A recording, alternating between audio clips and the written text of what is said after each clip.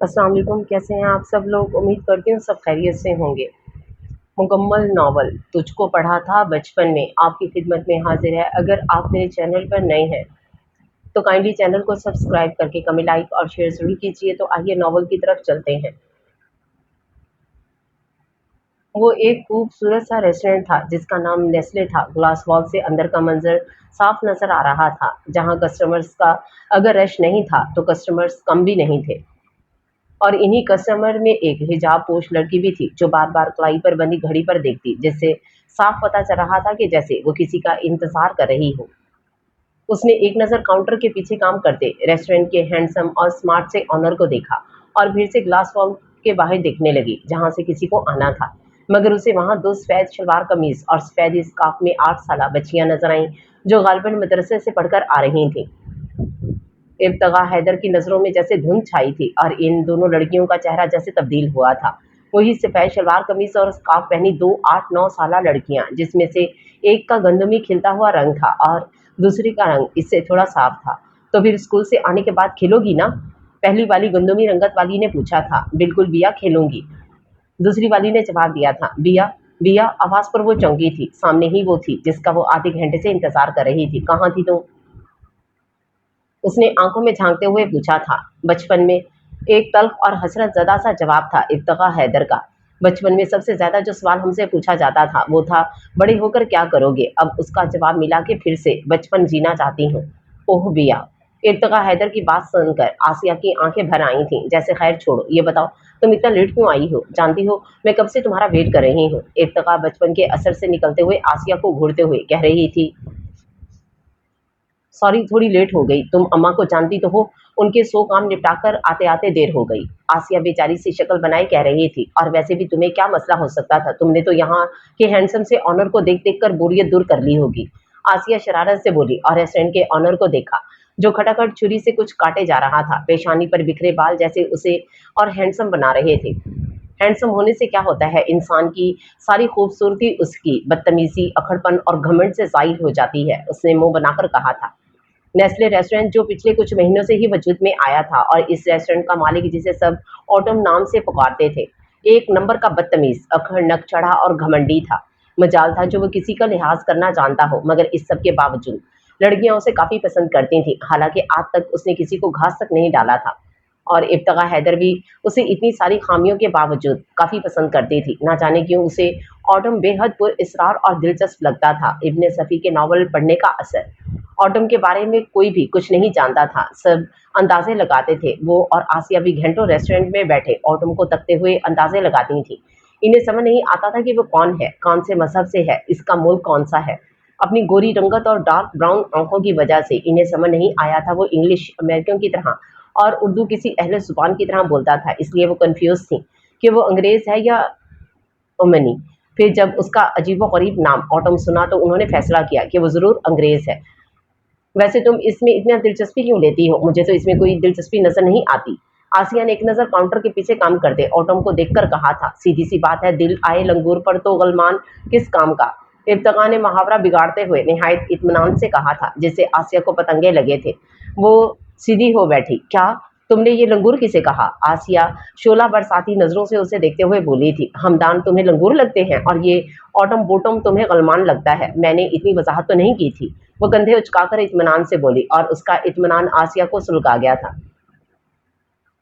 तुमने ये तो बताया ही नहीं कि तुमने मुझे यहाँ क्यों बुलाया था। आसिया इब्तिगा की अभी की गई गुस्ताखियों की सजा को बात के लिए उठाकर असल सवाल की तरफ आई। मुझे तुम्हारी बहुत याद आ रही थी, इसलिए। इब्तिगा ने निहायत मासूमियत से कहा था और आसिया का दिमाग जवाब सुनकर भग से उड़ा था। क्या मतलब? क्या मैं अमेरिका या फ्रांस में रहती हूँ जो मुझे कॉल करके रेस्टोरेंट बुलाया? आसिया चीख कर गुर्राई थी। आसपास वाले उनकी जानिब मुतवज्जो हुए थे। आस इब्तिगा आसिया के चिल्लाने पर नर्वस हुई थी, मगर आस तो जन से उठी और तनफन करती हुई चली जा रही थी और उसके पीछे ही इब्तिगा भी भागी थी। काउंटर के पीछे खड़े ऑटम ने इन्हें नागवारी से देखा था।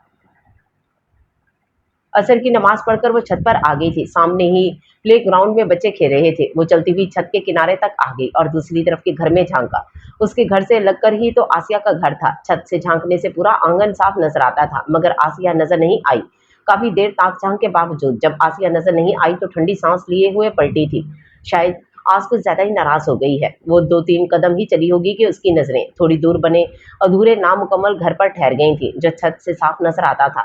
और इस अधूरे घर से उसकी कितनी मुकम्मल यादें जुड़ी थीं, ये वही जानती थी। वो चमकते गंदमी रंगत वाली लड़की थी, जिसने स्कूल से आकर बस्ता फेंककर, कपड़े बदलकर, मुंह हाथ धोकर फौरन बाहर लपकी थी। भैया, लंच करके जाओ। पीछे से मम्मा की आवाज़ आई थी। मम्मा, स्कूल में समोसे और चाट खाए थे, वो दूर से ही बोली थी। आस वो घर में घुसते ही चिल्लाई, वो खाना खा रही है। सामने ही उसकी अम्मा खड़ी थी, जिन्होंने कहा था। वो किचन में चली आई। पड़ोसी होने के अलावा दोनों खानदान फैमिली फ्रेंड थे। चलो तुम भी बैठो, आसिया ने दावत दी थी। नहीं, खाने को छोड़ो, टूटे हुए बंगले में चलो। उसे जल्दी थी। तुझे तो पता है भैया, अम्मा बिना खाना खाए जाने नहीं देंगी, आसिया बेचारगी से बोली थी। हाँ, वो कहकर आसिया के साथ दस्तरखान पर बैठ गई थी। आसिया की अम्मा बहुत सख्त गिर तबीयत की मालिक थी। जब ये तय था कि आसिया की अम्मा बगैर खाए खेलने नहीं जाने देंगी, तो वो भी आसिया के साथ खाने लगी थी और खाते खाते ही प्लान बनने लगा। तुम आरिफ भाई को बुलाना, मैं आफी को ले आऊंगी। वो हाथ धोते हुए आसिया से बोली। फिर आसिया तो आरिफ को खेलने के लिए बुलाने चली गई और वो आफीन के घर आ गई। अगर आपी के बाबा उसके घर पर होंगे तो वो उसे हरगिज नहीं खेलने के लिए जाने देंगे, क्योंकि आपी के बाबा बेहद सख्त थे। आपी को खेलने नहीं देते थे। हर वक्त पढ़ाई पढ़ाई और पढ़ाई। इनकी ख्वाहिश थी कि आपी बड़े होकर डॉक्टर बने। वो लॉन से गुजरकर जैसे ही घर में दाखिल हुई, सामने ही आपी के बाबा दिखे। आफीन पढ़ रहा है। उसे देखते ही उन्होंने कहा था। वो जानते थे कि ये लड़की हमेशा आफीन को खेलने के लिए बुलाती थी। वो दिल में शदीद गुस्सा लेकर पलटी थी। आफी को खेलने नहीं देते, हमेशा पढ़ाई पढ़ाई। बेचारा आफी। अगले ही पल उसका दिल हमदर्दी से भरा था। वो लॉन की साइड में आ गई और ऊपर देखा, जहाँ आफी का कमरा था और खिड़की खुली थी। वो मुड़कर पीछे देखी, जहाँ माली पापा काम कर रहे थे। माली बाबा, आप वो सीढ़ी आफी के कमरे की तरफ रख दीजिए ना प्लीज। वो बेहद मासूम भोली भाली नजर आती थी ऊपर से, और मासूमियत आंखें पिटपटाकर बोलती तो सामने वाले को बेसाख्ता उस पर प्यार आ जाता था। माली बाबा को तो वैसे ही वो बहुत प्यारी थी। ना चाहते हुए भी चुपके से सीढ़ी लगाकर अपने काम में मशगूल हो गए। आफी वो सीढ़ियों से चढ़कर उसकी खिड़की के साथ लगे छज्जे पर चढ़कर खुली खिड़की से अंदर झांकी, जहां आफीन राइटिंग टेबल पर बैठा किताबों में सर्दियां झूम रहा था। उसे देखकर फौरन उठकर खिड़की के सामने आ गया था। आज फिर तुमने खिड़की से झांका? वो खफा हुआ। अगर गिर जाती तो? 9 साला आफी काफी फिक्रमंद हो रहा था।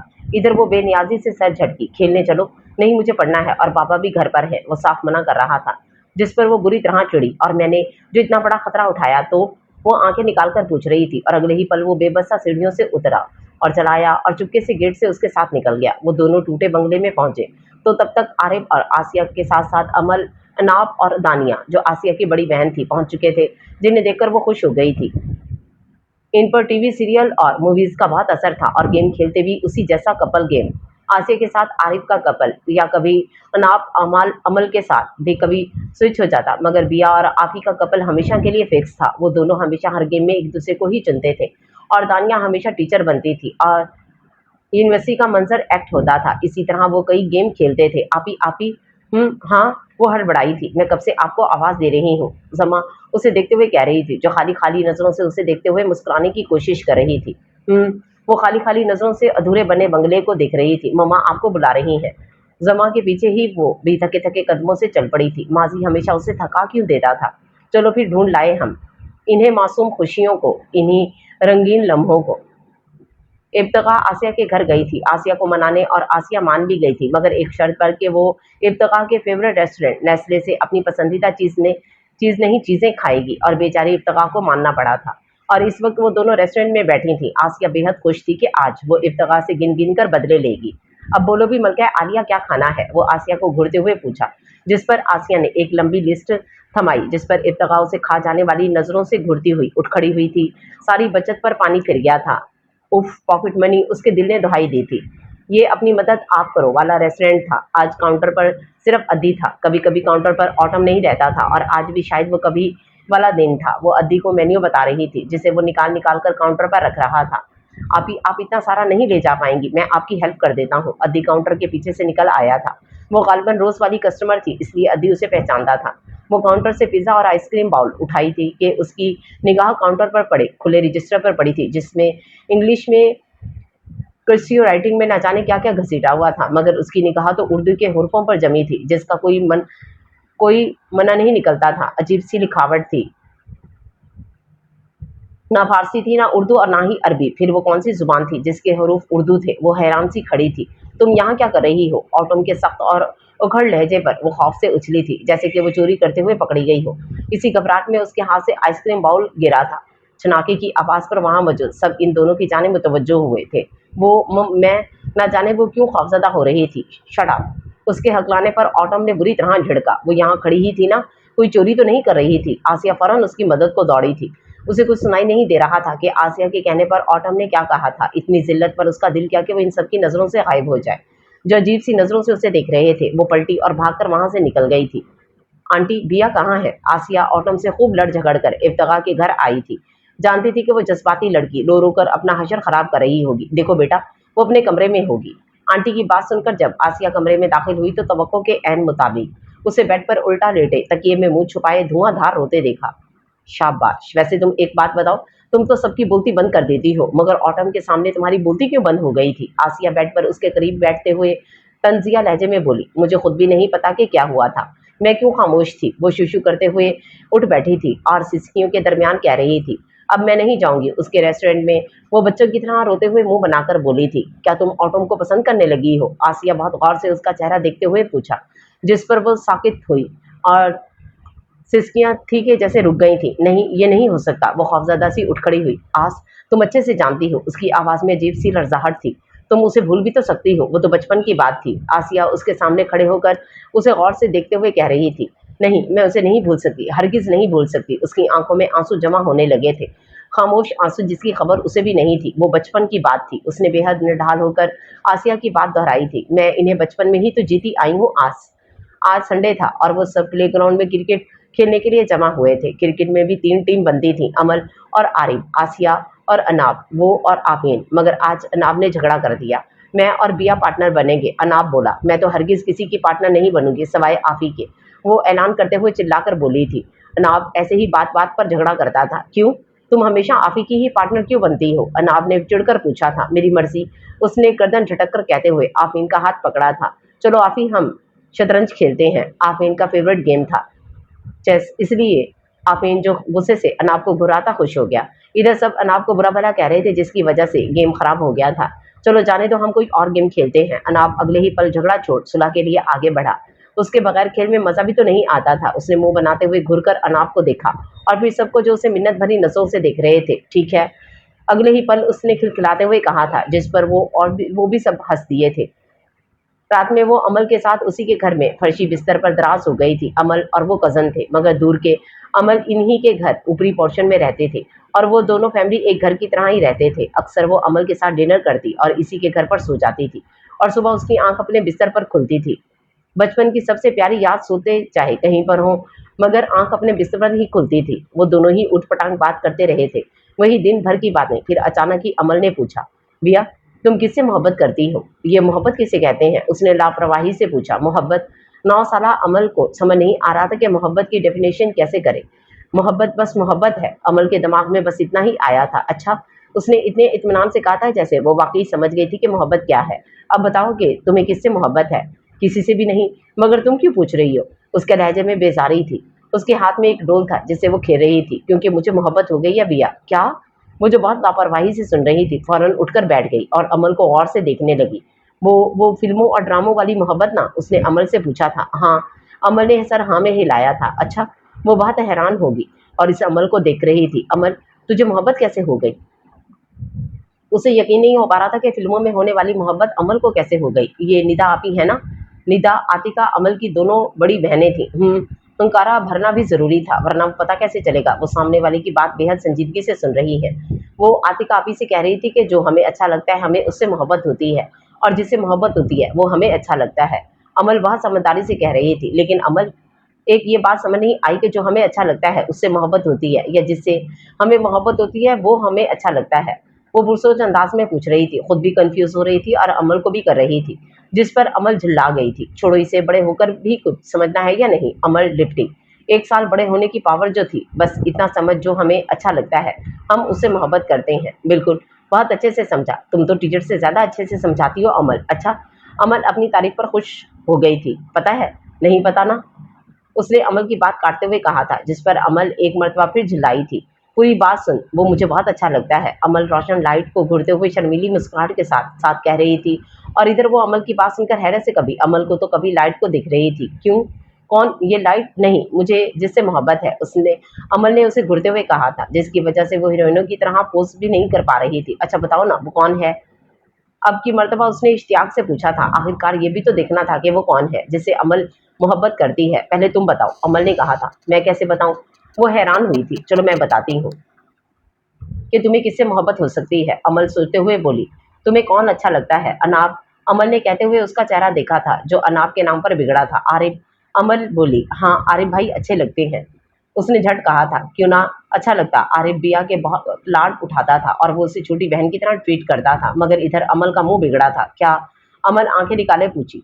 मेरा मतलब है अच्छे लगते हैं, बहुत अच्छे कोई नहीं लगते। उसके कहने पर अमल का बिगड़ा मुंह ठीक हुआ था और अमल अगले ही पल चहक कर बोली, अब समझी तुझे, आफीन बहुत अच्छा लगता है। अमल के कहने पर वो सर हाँ में हिलाई। मुझे आफीन बहुत अच्छा लगता है। तो बस तुझे आफीन से मोहब्बत है? अमल ने इस तरह कहा जैसे सबसे बड़ा मसला हल हो गया हो। क्या? वो हैरत से मुंह फाड़े रह गई। वो नींद आए तक बस यही सोचती रही थी कि मोहब्बत उसे है तो उसकी खबर अमल को कैसे हुई। वो हैरानी की शिद्दत में अमल से उसके बारे में भी पूछना भूल गई थी जिससे अमल को मोहब्बत थी, मगर दूसरे दिन से पता चल गया था कि अमल को किससे मोहब्बत थी। वैसे अमल को खबर नहीं थी कि उसने इब्तिगा हैदर को किस हमाकत में मुब्तला कर दिया था। क्या मोहब्बत हमाकत नहीं है? तो और क्या है? आज भी जब वो बचपन के दरीचे से निकलती थी तो यही सोचती थी। दूसरे दिन वो सब प्लेग्राउंड में खेलने के लिए जमा हुए थे। बिया पीछे से आकर आफीन ने उसकी आंखों पर हाथ रखा था। आफी। वो दूर हटी। ना जाने क्यों उसे आफीन से इस लम्हे झिझक महसूस हुई। क्या हुआ? आफीन उसके इस तरह भुदकने पर हैरान हुआ था। कुछ भी तो नहीं, वो कहकर अमल की जानिब मुतवज्जो हो गई थी जो आरिफ से झगड़ रही थी। नाराज हो? आफीन उसकी नाराजगी से बहुत डरता था। नहीं। वो नजरें मिलाए बगैर नफी में सर हिला गई। पता नहीं क्यों उसे इतना अजीब लग रहा था। फिर ऐसा क्यों कर रही हो? वो बेकरार हुआ। चलो टूटे बंगले में खेलें। आरिफ के कहने पर वो सब अधूरे बने घर की तरफ दौड़ पड़े। आज फिर कपल बन रहा था, आरिफ और अमल, अनाब और आसिया, आफीन और इब्तिगा। नहीं, मैं आफी की पार्टनर नहीं बनूंगी, वो अमल के पीछे छुपते हुए बोली। क्यों? वो सब हैरान हुए। आज शुरू से ही इन्हें बिया कुछ अलग सी लग रही थी। वो मेरे पेट में दर्द हो रहा है, बचपन का इकलौता बहाना जो ज्यादातर इस्तेमाल होता था। आफीन की शिकवा भरी नजरों से उसने आंखें चुराते हुए कहा था, तो मेरी पार्टनर बन जाओ। अनाब झट से बोला था, नहीं मैं किसी की पार्टनर नहीं बनूंगी। वो नन्ही सी नाक चढ़ाकर बोली थी। अब वो आफीन से भागने लगी थी, उससे छुपती थी और आफीन उसकी नाराजगी की वजह ढूंढते ढूंढते परेशान हो गया था। उसे समझ नहीं आया था आखिर बिया उसके साथ ऐसा क्यों कर रही थी। मैं बताती हूँ। इस वक्त वो सब करियाना दुकान के सामने जमा चॉकलेट बिस्किट वगैरह खरीद कर खा रहे थे। अलबत्ता आफी का चेहरा बुझा बुझा था और उसके बुझे बुझे चेहरे को देखकर अमल को जैसे तरस आ गया। नहीं अमल, बिया ने चिल्लाकर मना किया था, मगर आपी के इसरार पर अमल आपी के कान से मुंह लगाकर ना जाने क्या खुसर खुसर की कि आपी का बुझा बुझा चेहरा जल उठा था। नहीं आपी, वो सच नहीं कह रही है। उसने वो मुश्किल आपी से हकला कर कहा था, मगर ना जाने आपी ने क्या समझा। फौरन शर्मा कर भाग खड़ा हुआ और फिर वो गुर्राई और अमल पर झुपटी थी। सच्ची कसम से मैंने तो कुछ नहीं कहा, मैं तो मजाक कर रही थी। अमल कसमें खा खा कर यकीन दिला रही थी, मगर वो इंतकामी तौर पर आरिफ के पास दौड़ गई और अमल की मोहब्बत का पोल खोल दिया। और आरिफ तो ऐसा होंक सा खड़ा रह गया था जैसे कुछ समझा ही नहीं हो। बेवकूफ़ों की जोड़ी। उसने खूब पैर पटक पटक कर इन्हें कोसा था। हैप्पी बर्थडे टू यू आपी। उसके कान में जमा की आवाज़ आई तो वो हड़बड़ाकर उठ बैठी। सामने ही जमा, ममा और आसिया खड़ी थी।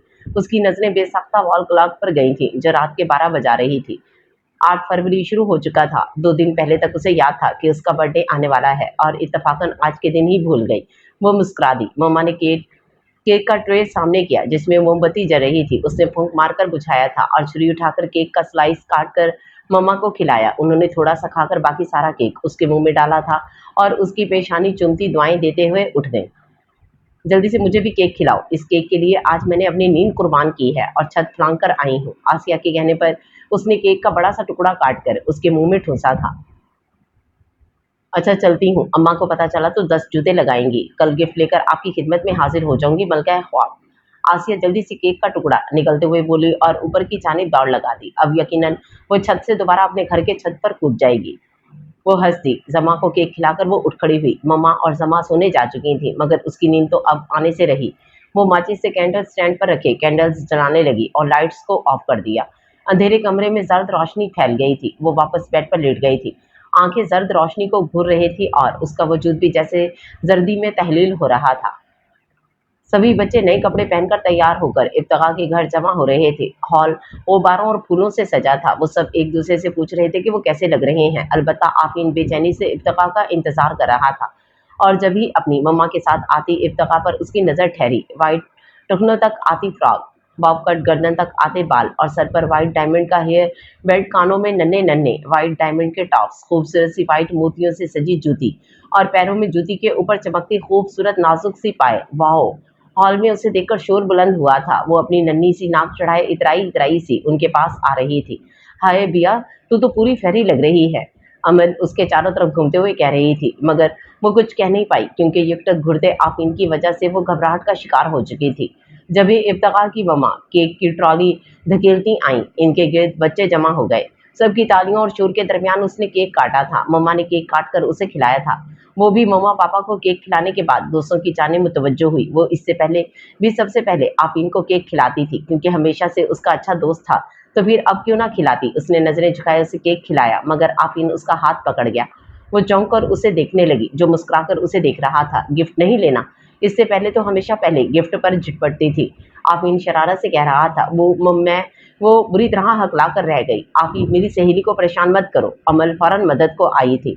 मैं परेशान कहाँ कर रहा हूँ, मैं तो बिया को उसका किरदार याद करवा रहा था। मुझे सब याद है, उसने हिकलाते हुए कहा था, मगर पहले की तरह झगड़ नहीं पाई थी। अच्छा, तो ये लो गिफ्ट। आफीन ने हाथ छोड़ते हुए उसे गिफ्ट थमाया था और वो गिफ्ट लेकर भाग खड़ी हुई। मेहमानों के जाने के बाद उसने सबसे पहले आफीन का गिफ्ट खोलकर देखा।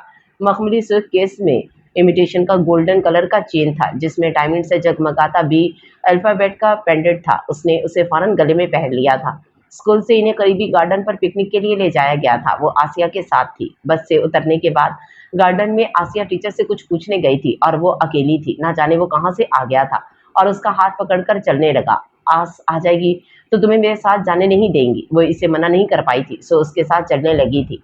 मगर मैंने सोच दिया था कि आज की पिकनिक में तुम्हारे साथ मनाऊंगा। उसे काफी दूर लाकर झूले में बिठाया था और खुद भी उसके साथ बैठा। गिफ्ट कैसा लगा?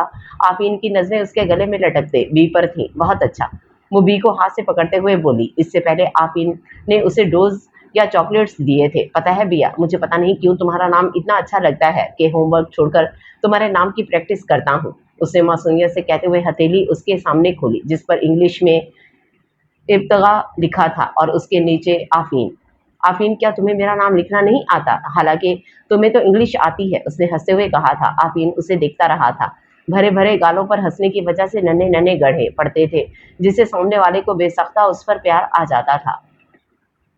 बिया, तुम हंसती हुई बहुत प्यारी लगती हो। बचपन की सबसे पहली तारीफ जो मोहब्बत की किताब में उम्र के साथ दर्ज किया गया था और इस वक्त वो 9 साल की थी और आफीन 10 साल का। वो दोनों ही 5th क्लास में थे। और तुम्हें एक चीज़ दिखाऊं? कहने के साथ ही आफीन वो चीज़ निकाल रहा था। क्या? उसके कहने पर आफीन ने उसके सामने एक कागज़ का टुकड़ा सामने किया। अरे, ये तो इब्तिगा को याद आया कि परसों उसकी बर्थडे वाले दिन वो आसिया और अमल साथ खेल रहे थे कि अमल ने अपने नन्हे से पर्स में से आईना निकाल कर देखा और साथ ही आईने को चूमा था। आईने को चूमने की वजह से अमल के होंठों पर लगा लिपस्टिक आईने पर सख्त हुआ था। फिर आसिया और उसने भी अमल की कॉपी किया था, मगर कागज पर अपने होंठों को रख दिया था, जिसकी वजह से कागज पर होंठों का नकुश ठहर गया था। छोटे छोटे ब्राउन कलर होंठों के नकुश थे जिसे देख देख कर वो तीनों खुश होती रही थी। और फिर खेलने के बाद उसने उसे फेंक दिया था, मगर वो अब आफीन के पास था। ये तुम्हें कहाँ से मिला? उसने हैरानगी से पूछा था।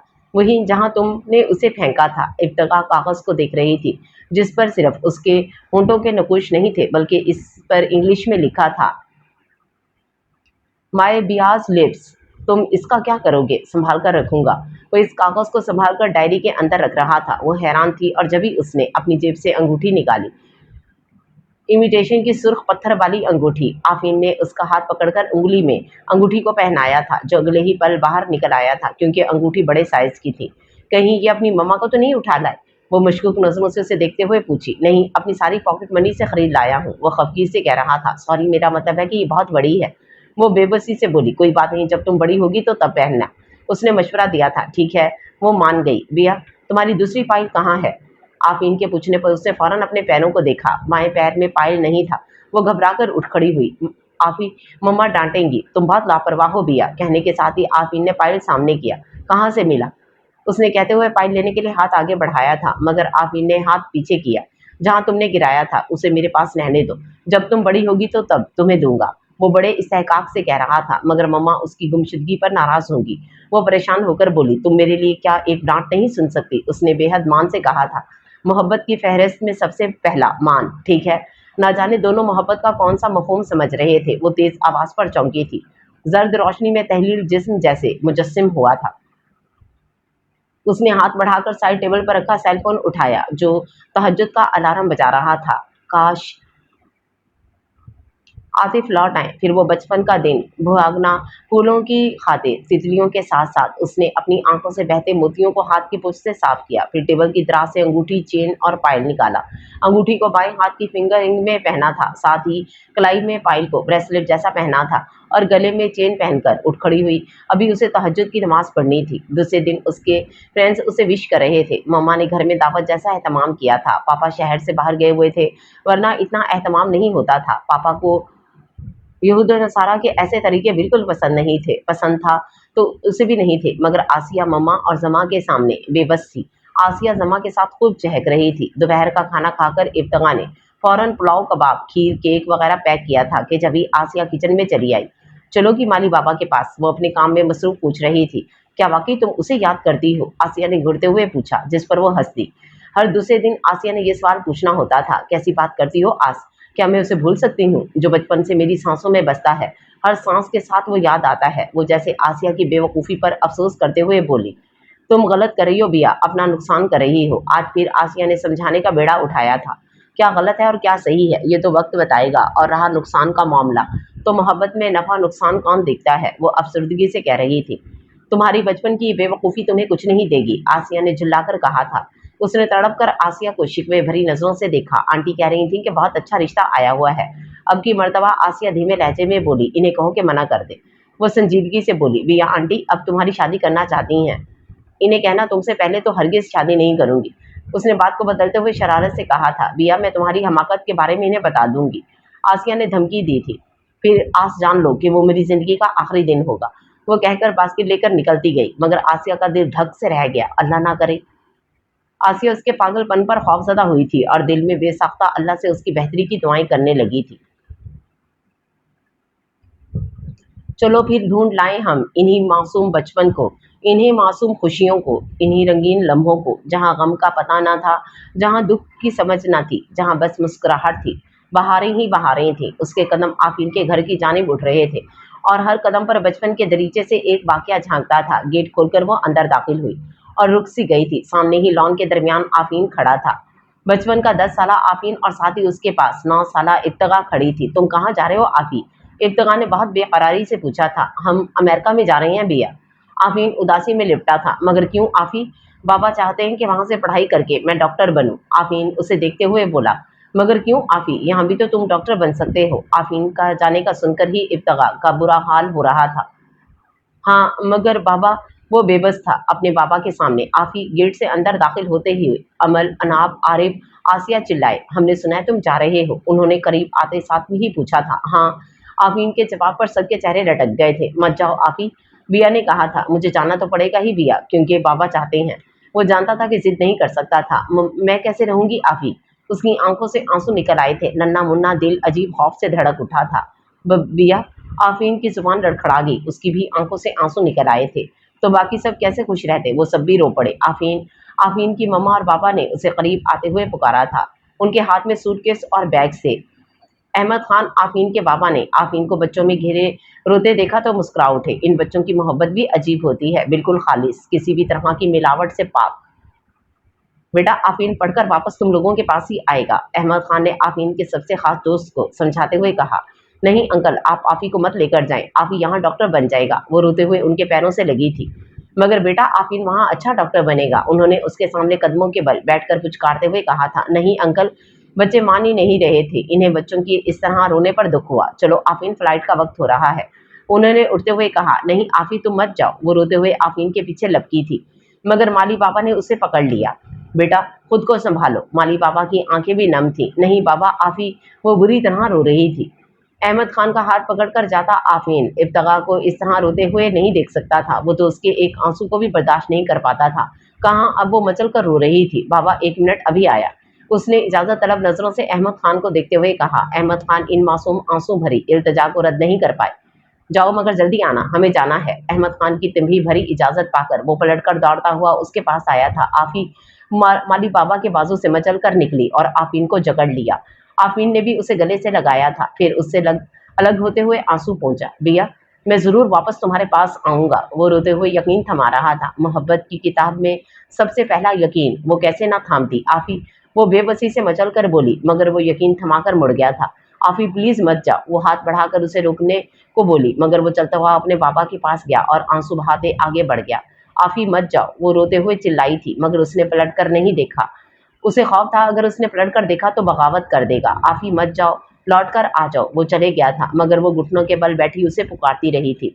माली बाबा और उसके दोस्त उसे समझा रहे थे, मगर वो मचल मचल कर बस एक ही रट लगाए हुए थी, आफी वापस आ जाओ, मत जाओ। बिया बिया। माली बाबा ने उसे झंझोड़ा था। वो जैसे होश में आई थी। माली बाबा उसके पास खड़े थे और वो लॉन के दरमियान उसी जगह घुटनों के बल बैठी हुई थी। उसने अपने चेहरे से नकाब हटाया। बाबा वो चला गया और वो अब तक वापस नहीं आया। उसका चेहरा आंसुओं से भीगा हुआ था। उसने कपकपाते लबों से कहा था, वो वापस आ जाएगा मेरी बच्ची, वो जरूर आएगा। माली बाबा ने गमगीन लहजे में कहा था। उनकी भी आंखें भीगी थीं। माली बाबा उसे समझा बुझाकर अपने क्वार्टर लाए। बाबा आप भूल रहे हैं कि आज मेरा बर्थडे है। वो खफगी से इन्हें देखते हुए कह रही थी। अरे हाँ, आज तो हमारी बिटिया का जन्मदिन है। इन्हें अपने भूल जाने पर जैसे अफसोस हुआ था। बस क्या करूं बेटी, बूढ़ा हो गया हूँ, कुछ याद नहीं रहता। वो माजरत करते हुए कह रहे थे। बस आप ये कहकर बच जाते हैं। वो मुस्कुराकर कहते हुए इन्हें बास्केट थमाई। आप खा लें, मैं जरा आप ही के कमरे तक हो आऊं। वो घर की चाबियां लेते हुए बोली और बाहर निकल आई। मौसम बहुत खूबसूरत था। ठंडी ठंडी हवाएं चल रही थी। इन हवाओं से लुत्फ लेते हुए वो घर के जाने बढ़ रही थी कि रुक गई। गेट से कोई अंदर आ रहा था। कौन है? वो गेट की जानी बढ़ी थी और फिर जैसे वो अपनी जगह पर सागित हो गई और खौफजदा भी। वो ऑटम था जो उसकी नज़रों में पुर इसरार था। इब्न सफ़ी के नॉवेल्स पढ़ पढ़ कर उसका दिमाग खराब हो गया था कि हर दूसरा बंदा उसे पुर इसरार लगता। ऑटम उसे देखकर ठटका था और अगले ही पल वो भी साकित हुआ था। इब्तिगा को तो ऐसा ही लगा था। ऑटम उसे बहुत गौर और मबहूत होकर देख रहा था। उसके लब हिले थे, मगर इब्तिगा ने कोई आवाज़ नहीं सुनी थी। उसे ऑटम की नज़रों से खौफ महसूस हो रहा था। फिर ऑटम की निगाह नीचे से होते हुए इब्तिगा के हाथों पर ठहर गई थी। वो घबरा सी गई। वो उसे इस तरह क्यों टटोल रहा था? इब्तिगा की तो खौफ से घिघी ही बन गई जब उसने ऑटम को अपनी जानिब ख्वाब की सी कैफियत में धीरे धीरे बढ़ते देखा। वो वहां से भाग जाना चाहती थी, मगर खौफ की शिद्दत की वजह से उससे हिले भी ना गया। वो माली पापा को पुकारना चाहती थी, मगर जैसे खौफ ने उसकी आवाज़ भी छीन ली थी। वो उसके करीब आ गया था। उसकी आंखों से खौफजदा होकर इब्तिगा ने अपनी आंखों को सख्ती से बंद कर लिया। उसे पता नहीं था कि अगले पल क्या होगा। बस वो दिल में लरज कर अल्लाह को मदद के लिए पुकार रही थी। कौन हो तुम और यहाँ क्या कर रही हो? कुछ देर बाद ही उसके कानों में ऑटम की खुरदरी और सख्त आवाज़ आई थी। इब्तिगा ने जल्दी से आंखें खोली और हैरानी से ऑटम को देखा, जो उससे काफ़ी फासले पर था। बहरी हो क्या? उसका जवाब ना पाकर वो गुस्से से गुर्राया था। माली बाबा वो हकलाई थी। ना जाने वो उससे इतना क्यों डरती थी कि सोचने समझने की सलाहियत तक ख़त्म हो जाती थी। क्या तुम्हारे रिश्तेदार हैं? उसी खुरदरे लहजे में पूछा था। हाँ। वो फौरन सर हिलाई। क्या हुआ बिया बेटा? माली बाबा आवाज़ सुनकर बाहर निकले थे। ऑटम की नज़रें उस पर से हटकर माली बाबा पर ठहरी थी। इब्तिगा जो उसे बहुत गौर से देख रही थी, ये महसूस किए बगैर नहीं रही थी कि ऑटम की नज़रें माली बाबा पर जाकर नरम हो गई थीं। बाबा मैं बाद में आऊँगी। वो माली बाबा से हकलाकर बोलते हुए वहाँ से भाग ली। गेट पर से पलटकर उसने ऑटम को देखा, जो उसे ही देख रहा था अजीब सी नज़रों से। वो फौरन गेट खोलकर भाग निकली। वो घबराकर फौरन आस के पास दौड़ी और ऑटम के बारे में सब कह गई। क्या वाकई? वो बेहद हैरान हुई। वो बॉटम वहाँ क्या करने गया था? आसिया ने पुरसोच नज़रों से देखते हुए पूछा। मुझे नहीं पता। वो खुद हैरान परेशान थी। चलो रेस्टोरेंट चलते हैं और उसके तासरात देखते हैं, आसिया ने कहा था। नहीं। एक लम्हे के लिए वो खौफजदा हुई थी, मगर फिर ये सोचकर मुतमईन हुई कि वो तो हिजाब में होगी, चेहरा भी ढका होगा, जिसकी वजह से ऑटम उसे पहचान नहीं पाएगा, क्योंकि इस तरह हिजाब पोश रेस्टोरेंट बहुत आते थे। सो वो आसिया के साथ रेस्टोरेंट चली आई थी, मगर रेस्टोरेंट में दाखिल होते ही उन्होंने नहीं देखा कि इन दोनों को देखकर ऑटम चौंका था और एक साफ नागवारी उसके चेहरे पर नजर आई थी। इन दोनों ने एक टेबल के गिर्द बैठने के बाद काउंटर के पीछे काम करते ऑटम को देखा, जो उन्हें ही देख रहा था और इनके देखने पर नजरें फेर गया। बाकी ऑटम इतने अजीब सी नजरों से हमें क्यों देख रहा है? आसिया मजीद हैरान हुई थी। कहीं ऑटम तुम्हें पसंद तो नहीं करता? हैरानगी के बाइस आसिया कयास आराई करते हुए लंबा छलांग लगाई, जिस पर वो हंस पड़ी। खूबसूरत नकरई हंसी रेस्टोरेंट में फैल गई। करीब बैठे लोग इन्हें देखने लगे। हंसी की आवाज ऑटम तक भी गई थी और अगले ही पल वो माथे पर शिकने सजाए इन तक पहुंचा। इस रेस्टोरेंट में महजब लोग आते हैं। वो गुर्रा कर कहता हुआ पलट गया था। वो साकित हुई थी। ऐसे ही पसंद करते हैं ना? वो आसिया से कहती उसे देखी, जो बिगड़े हुए मूड के साथ काउंटर के पीछे काम कर रहा था। सही कहा तुमने, ये बॉटम कभी किसी से प्यार नहीं कर सकता। आसिया ठंडी सांस लेते हुए बोली। इसका मतलब कि कोई और बात है। आसिया परेशान होकर फिर कोई लंबी छलांग लगाती कि इनकी नजरें इंट्रेंस डोर की जानिब गईं, जहां से इंतहाई खूबसूरत और मॉडर्न लड़की दाखिल हो रही थी। ब्लू जींस पर डार्क ब्लू शर्ट में उसका सफेद रंग दहक रहा था। सुनहरे शोल्डर कट बाल पुष्ट पर खुले थे। वो इतनी खूबसूरत थी कि दोनों मबहूत सा उसे देखे जा रही थी। जो काउंटर की तरफ जा रही थी, वो ऑटम को देखकर मुस्कुराई। इतनी दूर से भी इन दोनों को वो नन्हे गढ़े नजर आए थे, जो इस हसीना के मुस्कुराने पर रुखसार पर जाहिर हुए थे। मगर अगले पल वो दोनों शिद्दत से हैरत से उछल पड़ी थी। वो ऑटम बोटम, जिसकी पेशानी पर हमेशा नागवारी गुस्से की लकीरें पड़ी रहती थीं, जो मुस्कुराना जानता नहीं था। उन्होंने उसे मुस्कुराते हुए देखा। उफ, कितना गजब का लग रहा था। जालिम मुस्कुराते हुए मुस्कुरा मुस्कुरा कर बात करता हुआ ऑटम इन्हें हैरान कर रहा था, और फिर उसकी हर अदा पर ऐसा लगता कि वो इस लड़की पर जैसे निसार हुआ जा रहा हो। वो खूबसूरत लड़की उसके पास काउंटर के पीछे गई थी, यहाँ तक कि उसने ऑटम का कॉलर ठीक किया। उसी लम्हे ऑटम की नजर उनकी तरफ उठी, और इब्तिका को ना जाने क्यों ऑटम की आंखों में लम्हा भर के लिए कर्ब सा महसूस हुआ। मगर अगले ही पल ऑटम ने इन्हें नागवारी से देखा और इस हसीना का हाथ पकड़कर काउंटर के पीछे गायब हुआ था। उफ, मैंने गलत कहा था। आसिया हैरत के समंदर से तैरते हुए बाहर निकलकर अपने हवास ठिकाने लगाकर बोली। ये तो मोहब्बत कर सकता है, और क्यों ना करे। वो लड़की थी ही इतनी हसीन कि पत्थर भी मोहब्बत कर ले। और अपना ये ऑटम तो है ही पत्थर, इसमें हैरत की क्या बात है? आसिया कह रही थी, और वो आसिया से ये पूछ नहीं पाई कि ये ऑटम अपना कब से हो गया, क्योंकि उसकी अपनी हालत भी अजीब हो रही थी, जिसे वो समझ नहीं पा रही थी कि अचानक ही दिल पर इज़्तिराब सवार हुआ था। वफा के नाम पर कुछ शोबदागर चुरा लेते हैं हाथों की हिना तक। उसके दूसरे ही दिन सुबह सुबह वो माली बाबा की तरफ गई। माली बाबा को चाय वगैरह बनाकर दी, और फिर इनके सामने बैठकर इन्हें गौर से देखते हुए पूछा, बाबा, वो कल जो नौजवान आया था, आप उसे जानते हैं? नहीं। उनकी जुबान लड़खड़ा सी गई थी, जिस पर उसने गौर नहीं किया था। तो फिर वो क्यों आया था? वो ऐसे ही आया था। अच्छा। अब की बार उसने हैरान होकर इन्हें देखा। उसे ऐसा लगा जैसे वो कुछ छुपा रहे हैं, मगर क्यों वो समझ नहीं पाई। मगर उसने इसरार भी नहीं किया। बाबा, उससे कुछ छुपा रहे हैं, मगर क्या? ऑटम वहां क्यों आया था? जरूरी कोई वजह होगी, और यकीनन बाबा इस वजह को छुपा रहे हैं। यकीनन उसके दिल के इस्तराब की भी यही वजह थी। उसने अपने दिल के इस्तराब को भी उससे जोड़ दिया, और अब यकीनन इस इस्तराब के सुकून के लिए वजह जानना जरूरी था।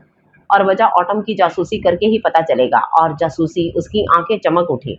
इब्ने सफ़ी के नावल पढ़ पढ़कर वो यकीनन एक अच्छी जासूस बन गई थी। उसने फ़ख्र से गर्दन अकड़ाई और आसिया की जानिब चल पड़ी। उसे भी तो अपनी जासूसी की खबर देनी थी। और उसके बाद वो ऑटम के रेस्टोरेंट पर जासूस बनकर पहुंच गई। ऑटम ने वाकई इसे नहीं पहचाना था। टखनों से नीचे जाते फ्रॉक और चूड़ीदार में स्कार्फ लिए उसने स्कार्फ के कोने से ही चेहरा ढांप रखा था, और बड़ा सा गॉगल भी आंखों पर सजा लिया था, जिससे आंखें छुप गई थीं। उसे टेबल पर बैठे ज़्यादा देर नहीं हुई थी कि वो चौंक उठी, क्योंकि ऑटम भी चौंका था, और वो जिस शख्स को देखकर चौंका था, उस शख्स की एक आंख इस तरह सपाट थी जैसे सिरे से हो ही नहीं। वो यकचश्म था। जैसे ही वो यकचश्म रेस्टोरेंट निकला, ऑटम भी फौरन ही बाहर निकला था, और इब्तिका भी अपना धड़कता हुआ दिल संभालती उनके पीछे निकली। जासूस समझ लेने से कोई जासूस तो नहीं हो जाता। उसने ये बात इस वक्त जान ली थी। वो देख रही थी कि वो एक यकचश्म अपनी खूबसूरत सी वाइट कार में बैठकर जा रहा था, और ऑटो ने भी एक टैक्सी रुकवाई थी, और इब्तिका उस कोशिश में थी कि वो क्या करे। मगर अगले ही लम्हे वो भी अपनी स्कूटी से टैक्सी की जानिब लपकी। आधे घंटे के बाद सफ़ेद कार पैराडाइज कॉलोनी की जानिब जा रही थी, जहां बेहद मालदार लोग रहते थे। फिर वो कार बड़े से महल के जानिब बढ़ती चली गई। ऑटम की टैक्सी इस महल से बहुत पीछे रुकी थी, और वो भी ऑटम से थोड़े फासले पर ठहर गई। ऑटम ने टैक्सी से उतरकर वॉलेट से पैसे निकालकर ड्राइवर को थमाए थे, और उस पैसे देने में वॉलेट से कुछ और भी गिरा था, जिसे ऑटम ने देखा नहीं, और चल पड़ा। एक्टिवा एक जानिब पार्क करके उस जगह तक आई जहां ऑटम का कुछ गिरा था, और वो कुछ एक कागज का टुकड़ा था, जिसे इब्तिका ने बिना देखे इस कागज के टुकड़े को बैग में ठोसा, और खौफ से धड़कते दिल के साथ ऑटम के कदमों के निशान के पीछे चल पड़ी, जहां वो नजर नहीं आ रहा था, मगर वो बड़ा सा महल बड़ी शान और शौकत से खड़ा था, जिसकी नेम प्लेट पर मासान महल लिखा था। इब्तगा को हैरत का झटका लगा। मासान महल वजिया स्ट्रीट के वजीर हजीर मासान का था। ऑटम का हजीर मासान से क्या ताल्लुक था? अब उसका भी पता लगाना पड़ेगा। ये सवाल बढ़ते जा रहे थे और जवाब मिल नहीं रहा था। उसने बेसाख्ता ठंडी आह भरी और 2 कदम पीछे हटकर पलटी थी कि किसी से टकरा गई। ऐसा लगा जैसे किसी दीवार से टकराई हो।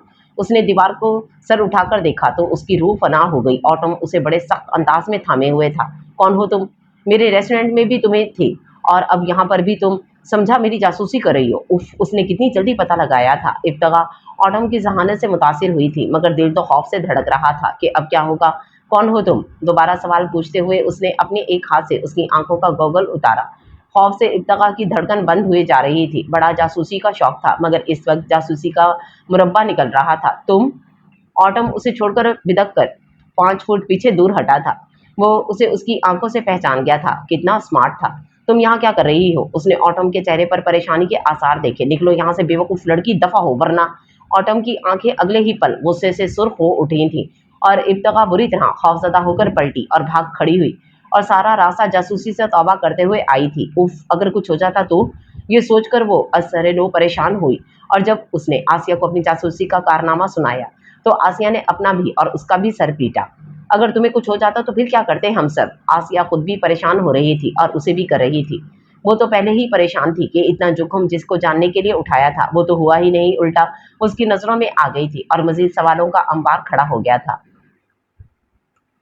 वो कैसे पता लगाएं कि उसके बाबा से क्या कनेक्शन था? वो सोचते सोचते परेशान हो रही थी कि जब उसके दिमाग में झमाका हुआ, जैसे उसे अपने पर्स में पड़ा हुआ वो चिट याद आया। उसने अपने हैंडबैग से वो चिट निकाली और उस पर नजर डाली और फिर जैसे जमीनों आसमां उसकी नजरों में घूम गए। दिल की धड़कन बंद हो गई।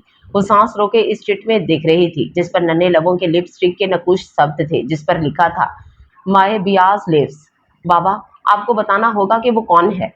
वो बेतहाशा रोते हुए बाबा को झंझोड़ रही थी। इस कागज के टुकड़े को देखने के बाद ही वो बाबा के पास दौड़ी गई थी और अब पिछले आधे घंटे से वो रो रो कर हलकान हो रही थी।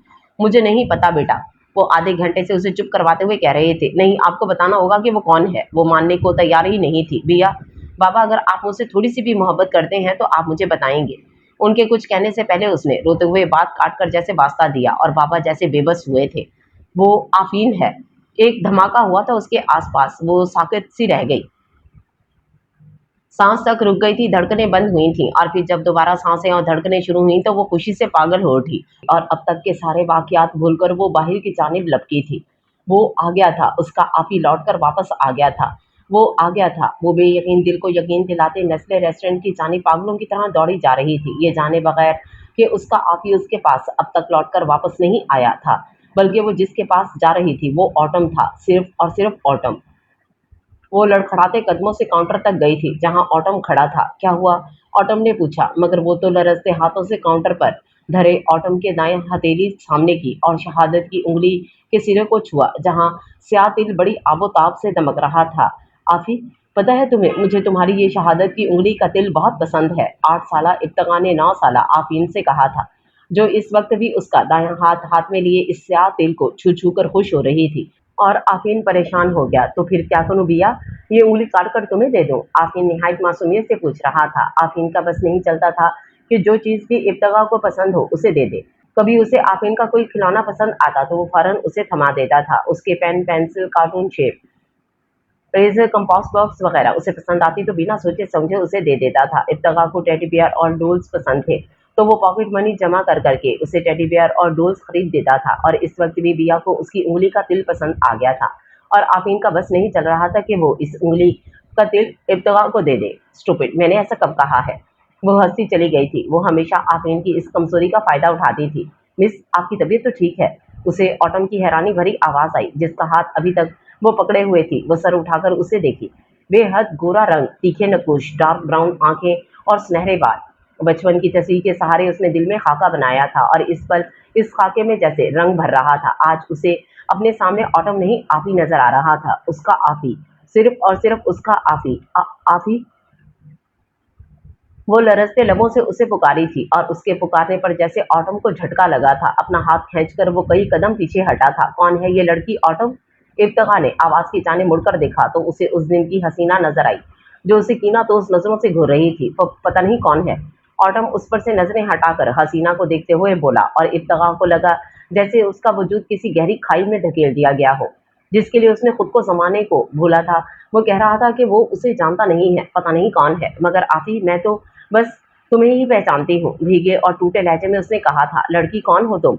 बड़ी कड़ी नजरों से उसे देखते हुए पूछा था। हसीना, जो ऑटम के जवाब से मुतमईन हुई थी, एक मर्तबा फिर परेशान नजर आ रही थी। मैं इब्तिगा हूँ, इब्तिगा हैदर, तुम्हारी बिया। वो फौरन बोली कि शायद नाम सुनकर उसे याद आ जाए कि वाकई कोई बिया थी जिसे उसने मोहब्बत का दावा किया था और उसे मोहब्बत के जुगनू थमाए थे। अब की बार हसीना ने इन पर कड़ी नजरों से ऑटम को भी देखा, जो उलझी नजरों से इब्तिगा को देखकर उस हसीना को देखा और कांधे उचकाए जैसे कह रहा हूँ मुझे नहीं पता। उसे देखती इब्तिगा जैसे और टूटी थी। तुम्हारे बचपन की साथी, वो टूटे बिखरे लहजे में बोली थी। अब की बार ऑटम ने उसे गौर से देखा था। शायद के हो, मगर वो तो बचपन की बात थी, इतना याद किसे रहता है? वो लापरवाही से नजरें फेर कर बोला था। क्या बचपन की बात थी, इतना याद किसे रहता है? उसने गुस्से में उसका कॉलर पकड़कर झटका दिया। मगर मुझे तो सब याद है, क्योंकि तुमने मुझे सिर्फ याद रखना सिखाया था, भूलना तो नहीं। बेवफाओं की दुनिया में आकर शायद तुम भी बेवफा हो गए हो। उसने कहते कहते आखिर में तंज किया, ये देखने के लिए कि उसके चेहरे पर कुछ असर होता है या नहीं। मगर ये देखकर वो बिल्कुल ही टूट गई कि उसका चेहरा बिल्कुल स्पाट था, जैसे इस बात का उसे कोई फर्क ही नहीं पड़ता था। उसके कॉलर को पकड़े हाथ बेजान होकर गिरे थे। गुस्सा जैसे अचानक आया था वैसे ही गायब हो गया था। जब वही पहचान नहीं रहा तो वो कब तक मिन्नतें करती, गिड़गिड़ाती, रोती, टूटे कदमों से और टूटे वजूद के साथ वो वापस पलट गई थी। यकीन जानो स्वीटी, मैं नहीं जानता कि वो कौन है, और तुम्हें तो पता है कि हर रास्ते पे मुझे ऐसी लड़कियां मिल ही जाती हैं जो पागल हो। रेस्टोरेंट से बाहर जाते हुए उसने उसे साफ कहते हुए सुना था, जो उसके गमों और दुखों से निढाल होते दिल पर आखिरी जर्ब थी। सुनो, जिंदगी भर के इम्तिहान के बाद वो किसी और का निकला। दरवाजे पर ऊंधे मुंह गिरी इब्तिगा को देखकर मम्मा और आसिया की जान निकली थी। बिया दोनों दौड़कर उसक आई थी, जो टूटे लहजे में एक ही तकरार कर रही थी, आस वो किसी और का निकला, और होशो हवास से बेगाना हो गई थी। सुन होते दिमाग के साथ उसने जब दोबारा आंखें खोली तो उस पर मम्मा झुकी हुई थी। कैसी हो बिया? उसने इन्हें देखा। मम्मा बेहद स्टाइलिश सी खातून थी। इनकी आंखें हमेशा काजल और लाइनर से सजी रहती थी, मगर इस वक्त उनकी आंखें सुनी थी, आंखें सूजी हुई थी और आंसुओं से भरी थी। वो कर्ब से आंखें मूंद गई थी। वो जिंदा क्यों बच गई? उसे तो मर जाना था। एहसान, आप जल्दी से पैसे वगैरह सदका करें। अल्लाह ने मेरी बच्ची को दोबारा जिंदगी अता की है। मम्मा की आवाज उसके कान में आ रही थी। कोई तकलीफ है? आसिया की आवाज पर उसने आंखें खोली। आसिया उस पर झुकी हुई थी। जानती हो कितने दिनों बाद तुम्हें होश आया है? आसिया कह रही थी। वो खामोशी से उसे देखती रही। पूरे 8 दिन और 7 रातें तुम होशो हवास से बेगाना थी। आसिया की आंखें कहते हुए भीगी थी। हम तो तुम्हारी जिंदगी से मायूस हो गए थे, मगर हमारी दुआओं की वजह से तुम लौट आई हो। आसिया के आंसू रुखसार पर बह आए। इब्तिगा ने फिर कर्ब से आंखें मूंदी। उसके अपनों को परेशानियां देने के लिए वो जिंदा बच गई थी। अब कैसी तबीयत है आपकी? बहुत नरम आवाज उसके करीब उभरी थी। उसने आंखें खोली। उसके करीब दाएं तरफ व्हाइट डॉक्टर कोट में खूबसूरत सा नौजवान खड़ा था, जो ड्रिप चेक कर रहा था। उसके देखने पर मुस्कुराया। बहुत खूबसूरत थी उसकी मुस्कुराहट। डॉक्टर उसकी कलाई पकड़कर नब्ज चेक करने लगा था, जिस पर वो चौंकी थी, क्योंकि इब्तिगा को उसका लम्स बहुत जाना पहचाना लगा था। उसने नजरें उठाकर हैरत से डॉक्टर को देखा, जो नरम मुस्कुराहट लिए उसे ही देख रहा था। वो तो कोई अजनबी था। आज पहली मर्तबा वो उसे देख रही थी, मगर उसका लम्स अजनबी महसूस नहीं हो रहा था। कौन था वो? फिर सवाल। वो थक गई थी सवालों से। उसे तोड़ दिया था अधूरे जवाबों ने। वो अब कोई जवाब ढूंढने की ख्वाहिश नहीं रखती थी। वो तमाम सवाल भूल गई थी जो ऑटम या आफीन से ताल्लुक रखते थे। कितना मुश्किल होता है ना, जिनको हम दुनिया में सबसे ज्यादा जानते हो, उसी से खुद को अनजान रखना। 1 महीना हो गया था वो खुद को भूल गई थी, दुनिया को भूल गई थी। अब उसे किसी से ताल्लुक नहीं रखना था। दुनिया और दुनिया की मोहब्बत ने उसे खूब रुस्वा किया था, उसे तोड़ दिया था, उसे अपने वजूद में ही खाली कर दिया था। और दुनिया उसे क्यों रुस्वा नहीं करती? वो अपने अल्लाह से दूर जो हो गई थी, अल्लाह की मोहब्बत को, अल्लाह को पूजने के बजाय वो दुनिया की मोहब्बत को पूजने लगी थी। उसे तो रुस्वा होना ही था। हर मोहब्बत को ज़वाल है सिवाय अल्लाह की मोहब्बत के, और वो उसी से दूर हो गई थी। इन दिनों वो अपने अल्लाह से ताल्लुक इस्तवार कर रही थी। वो अपने रूठे रब को मना रही थी। रात दिन खाने पीने की परवाह किए बगैर वो उसके सामने झुकी हुई थी, उसकी रजा की खातिर, दिल के सुकून की खातिर, अपने टूटे वजूद में से इस बेवफा को कतरा कतरा निकालने की खातिर। उसकी याद को अब और दिल में जगह नहीं देना चाहती थी, मगर उसके चाहने से क्या होता था? वो और शिद्दत से याद आता। अगर यादें रेत होती क्या खूब होती, मुट्ठी से निकल जाती, मैं पैरों से उड़ा देती। और इन्हीं तकलीफ दे और कर्ब आमेज लम्हात में आसिया चली आई। तुम्हारे लिए बहुत अच्छा प्रपोजल आया हुआ है। आंटी अंकल उस पर गौर कर रहे। आसिया इस प्रपोजल की तारीफें कर रही थी जिसे वो गायब दिमागी से सुन रही थी। दिलो दिमाग में आंधियां सी चल रही थी। उसका दिल कर्ब की इंतहा को छू रहा था और फिर उसने सर तस्लीम खम कर दिया। अब वो मजीद अपने वालिदैन को दुख नहीं दे सकती थी। अगर वो नहीं तो कोई भी हो, इससे फर्क नहीं पड़ता था। और उसके हामी भरने पर अपनों के चेहरों पर खुशियां दर आई थीं। और एक दिन बहुत सादगी से कुछ करीबी रिश्तेदारों के दरमियान उसका निकाह हो गया था। वो इस महफिल में रहते हुए भी नहीं थी। वो तो बचपन की मोहब्बत को दफना रही थी, इतनी गहराई में कि कोई उसका निशान ना पा सके, यहाँ तक कि खुद वो भी। मगर क्या ये मुमकिन था? और फिर उसने निकाहनामे पर दस्तखत कर दिए, जिसके बाद जैसे इसका बंध टूटा था। बिया आंटी तुम्हारी शादी करना चाहती हैं। उसके कानों में आसिया की आवाज़ गूंज रही थी और साथ में उसकी खुद की भी। इन्हें कहना कि तुमसे पहले तो हरगिज़ नहीं करूँगी बिया। मैं तुम्हारी हमाकत के बारे में इन्हें सब बता दूँगी। तुम ऐसा नहीं करोगी। मैं करूँगी बिया, ज़रूर करूँगी। उस दिन जब मेरी बर्दाश्त ख़त्म हो जाएगी और साथ ही तुम्हारी आज़ादी भी, तो फिर जान लो आस, वो मेरी ज़िंदगी का आखिरी दिन होगा। उसकी आवाज़ उसके कान में गूंज रही थी और हैरत की बात तो ये थी कि वो अब भी ज़िंदा थी। बेतहाशा रोते हुए वो तल्खी से मुस्कुरा पड़ी। आसिया बहुत दिनों से सर खा रही थी कि अपने मिस्टर शौहर से मिलूं, वो मिलने के लिए कह रहा है, मगर वो साफ मना कर गई। फिर दूसरे दिन आसिया ने उसे मोबाइल थमाया था और उसने सवालिया निगाहों से आसिया को देखा। अब फोन पर तो बात कर सकती हो, आसिया गुर्राकर पूछी। ओहो, इसलिए वो नाराज थी? वो बेजार हुई? ठीक है, वो मान गई थी। वो आसिया को नाराज नहीं कर सकती थी। उसी वक्त सेलफोन बज उठा था। वो आसिया को देखने लगी, जो उसे कड़ी नजरों से देख रही थी। उसने मुस्कुराई और सेल फोन कान से लगाया। आसिया उसे मुस्कुराते देख निसार होते हुए पलट गई थी। कितने दिनों बाद वो मुस्कुराई थी। आसिया ने बेसाख्ता इब्तिगा की, मुस्कुराहट के दायम हो जाने की दुआ की थी। अस्सलाम वालेकुम। बहुत खूबसूरत नरम सी मर्दाना आवाज़ थी, सुनी सुनी आवाज़ थी। उसने वो याद करने की कोशिश की मगर याद ना आया। वालेकुम अस्सलाम, वो शिकस्ता लहजे में बोली। वो कभी सोच भी नहीं सकती थी कि ज़िंदगी का साथी उस बेवफा के अलावा भी कोई और होगा। कैसी हैं आप? बहुत तवज्जो से पूछा गया था। अल्हम्दुलिल्लाह। क्या आप बताना पसंद करेंगी कि ऐसी कौन सी टेंशन आपने ली कि आपका ब्रेन नर्वस डाउन हो गया था? उसके पूछने पर इब्तिगा को झटका लगा था। अब तक के उससे किसी ने ये सवाल नहीं पूछा था, मगर वो पूछ रहा था। मगर क्यों? क्या वो जानता था? उसे यकीनन आस ने बताया होगा। आपको कैसे पता मेरा नर्वस ब्रेकडाउन हुआ था? उसने थोड़ा बुरे लहजे में पूछा था। उसे इसका इस तरह पूछना पसंद नहीं आया था। मैडम, मैं आपका डॉक्टर हूँ, मैंने ही आपकी ट्रीटमेंट किया है, वो हंसकर कह रहा था। अच्छा? वो लम्हा भर के लिए हैरान हुई। उसकी नज़रों के सामने वो खूबसूरत सा डॉक्टर घूम गया था। कैसे कैसे इम्तिहान होते थे इस दुनिया में। उसने ठंडी सांस ली थी, मगर उसकी आवाज़ बहुत खूबसूरत थी। ना जाने क्यों दिल को अच्छी लगी और वो हैरान हुई कि दिल को तो सिर्फ वो बेवफा अच्छा लगता था। क्या आप अपनी प्रॉब्लम मुझसे शेयर नहीं करेंगी? वो पूछ रहा था। प्रॉब्लम? उसने कर्ब से आंखें बंद की। नहीं, उसकी आवाज़ में साफ कर्ब छलक रहा था। क्या आप इस पर यकीन रखती हैं कि खुशियाँ बांटने से खुशियाँ बढ़ती हैं और दुख बांटने से दुख कम होते हैं? वो उससे पूछ रहा था। मुझे नहीं खबर कि खुशियों के बढ़ने का और दुखों के कम होने का ये ज़ाब्ता कितना सही है, उसने बेजारी से कहा। जब आप अपना दुख नहीं बता रही हैं तो आपको मेरा दुख सुनना होगा। आपको नहीं खबर कि मैं कितना दुखी हूँ, कितना टूटा हुआ और शिकस्ता वजूद है मेरा। और देखिए, मुझे कोई और नज़र ही नहीं आया आपके अलावा जिससे मैं अपना दुख बांटूँ। उसके एक एक हर्फ से लहजे से कर्ब, इज़्तिराब, दुख झलक रहा था और वो इनमें डूब गई थी। वो बचपन से ही बेहद नरम दिल, हसास तबीयत की मालिक थी। इस वक्त भी अपना गम भूलकर वो उसके गम में बेकरार हुई थी। वो कहना चाहती थी, मुझे सुनाई, शायद मैं आपका गम बांट लूँ। मगर वो इजाज़त कब मांग रहा था जो उसके कहने का मुंतज़िर रहता? वो तो बहुत हक़ से अपना दुख सुना रहा था। मुझे बचपन में एक लड़की बहुत अच्छी लगती थी, इतनी अच्छी लगती थी कि कायनात में सबसे खूबसूरत, सबसे प्यारी लगती थी। मुझे उसकी स्याह आँखें बेहद पसंद थीं। मुझे उसकी मुस्कुराहट से मोहब्बत थी। हाँ, मुझे उससे मोहब्बत थी जब मैं 9 साल का था। फिर धीरे-धीरे ये मोहब्बत मेरे वजूद के साथ बढ़ती गई थी। इब्तिगा हैदर का दिल बेतहाशा धड़क रहा था। तो क्या वो भी बचपन की मोहब्बत का शिकार था? इब्तिगा हैदर का दिल बेतहाशा धड़क रहा था।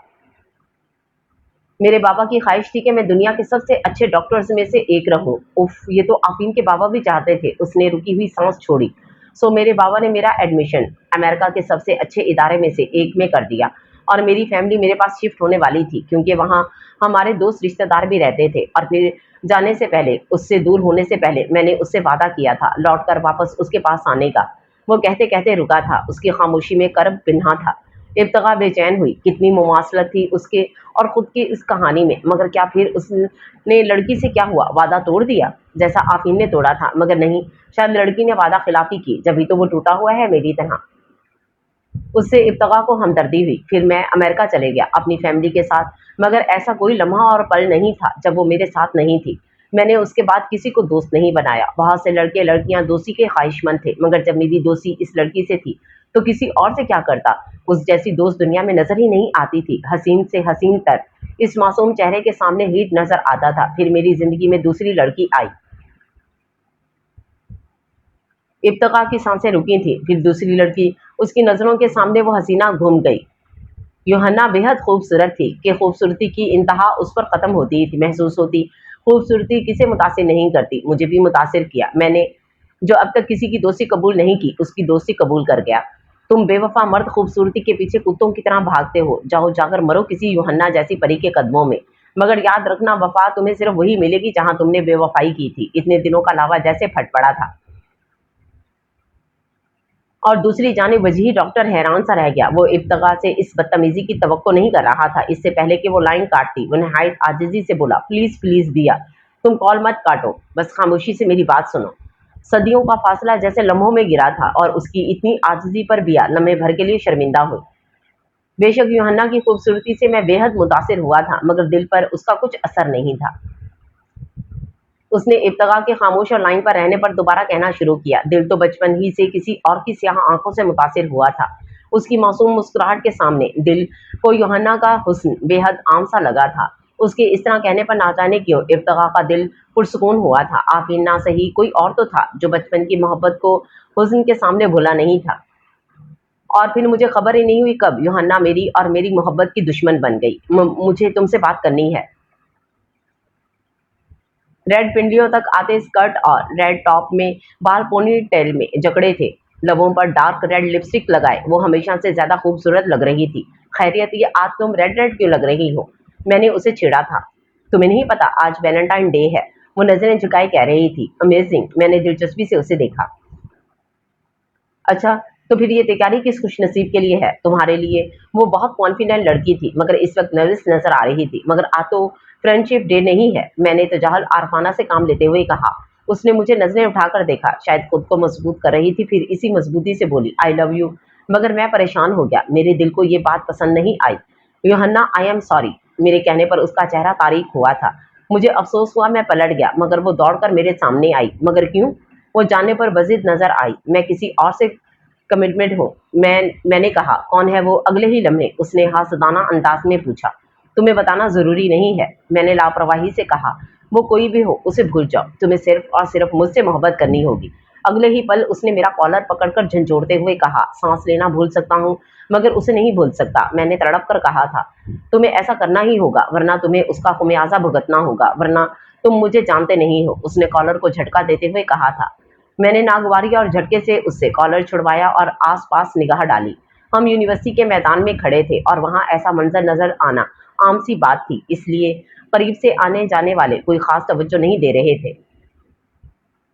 जो ख्वाब पूरे ना हो उसे देखना छोड़ दो, और हाँ, मुझे धमकी ना दो। तुम कोई भी हो, मुझे इससे क्या? मैंने बिगड़े और सख्त लहजे में कहा था। मैं तुम्हें फिर वार्न कर रही हूँ, इस तरह ना करो। वो आंखों में आंसू भरे कह रही थी। मैंने उस पर कोई तवज्जो नहीं दी। फिर उसके बाद वो कई बार मेरे पास ये याद दिलाने आई कि मैं उसे ठुकराकर बहुत बड़ी गलती कर रहा हूँ, और हर मर्तबा मैं उसे झिड़क देता और वो रोते हुए चली जाती। और फिर मैंने उसे दोबारा यूनिवर्सिटी में नहीं देखा। उसके करीबी दोस्तों से पूछने पर पता चला कि वो वापस घर चले गई, और मुझे अफसोस हुआ था। अब मैं क्या करता? मेरी मोहब्बत, मेरा दिल, मेरा वजूद पहले ही किसी की अमानत है।